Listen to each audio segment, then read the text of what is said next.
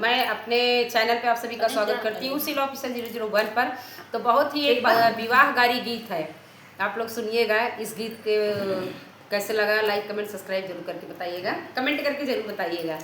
सत्य जौनपुरिया पर सुनिएगा, सरोजा शुक्ला ऑफिसर पर सुनिएगा, सरोजा ऑफिसर 001 सरोजा ऑफिसर। राधे राधे। आप लोग राधे राधे राधे राधे राधे राधे। हम लोग भी सुपर डुपर बन जाएं। डुपर सुपर के ऊपर ऊपर के डुपर। आजकल बड़े चैनल के इज्जत बाटे, हमार सब छोटे इज्जत चाहे कितना अच्छा गाय ना, गाय पर जैसे डलबू हम लोग चिड़िया है, चिड़िया कबूतर के आटे कबूतर बड़के चैनल वाले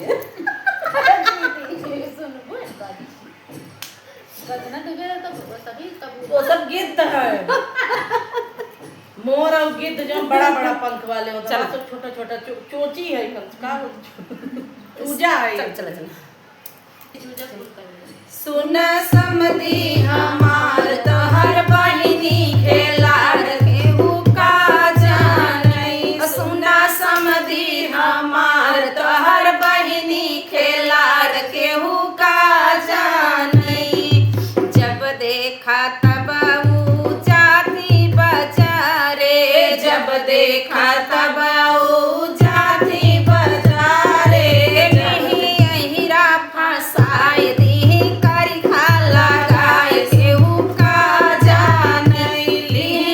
हीरा फसाए दी करी खाला गाय केहू का जाने। सुना सुलगे तोहार बटी बहिनी खेलाड़ केहू का जानई। सुना तुहार सुना दुल्हे तोहार बटी बहिनी खेलाड़ केहू का जानई। जब देख तब ऊ जाती बजारे, जब देख तब ऊ जाती बजारे। लिहि पंडित फसाए दी करी खाला गाय केहू का जाने। लिहि पंडित फसाए दी करी खाला गाय केहू का जाने। सुना समधी हमार तोहर बहिनी खेलाड़ केहू का जाने। सुना दुल्हे हमार सुना अगुआ तोहार बहिनी है खेलाड़। कहाँ सुना अगुआ हमार तोहर बहिनी खेलाड़ केहू का जानई। सुना अगुआ हमार तोहर बहिनी खेलाड़ केहू का जानई। जब देखा तब जाती बजारे, जब देखा तब ऊ जाती बजारे। लिहि धोबी फसाए दी करी खाला गाय केहू का जाने। लिहि धोबी फसाए दी करी खाला गाय केहू का जाने। सुना समधी हमार तोहर बहिनी खेलाड़ केहू का जाने। सुना समधी हमार तोहर बहिनी खेलाड़ केहू का जाने।